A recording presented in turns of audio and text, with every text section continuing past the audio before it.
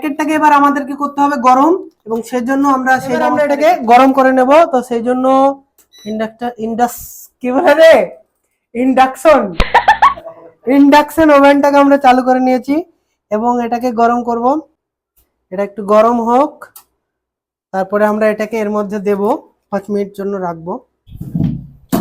তো আমরা গরম করে নিয়ে চলে আসলাম এটাকে হিট করে। আর এটা গিটস এর তরফ থেকে এসেছে, আমরা যেটা অর্ডার করেছি এটার দাম হচ্ছে 170 টাকা। আর আমরা 100 টাকা এতগুলো বিরিয়ানি পেয়ে যাবো, 4 জন মিলে খাওয়া হবে। তো চলো দেখা যাক, এটাকে খুলি। তো আমার কাছে থালা নেই, সেই জন্য দেখানো তোমাদের দেখায়।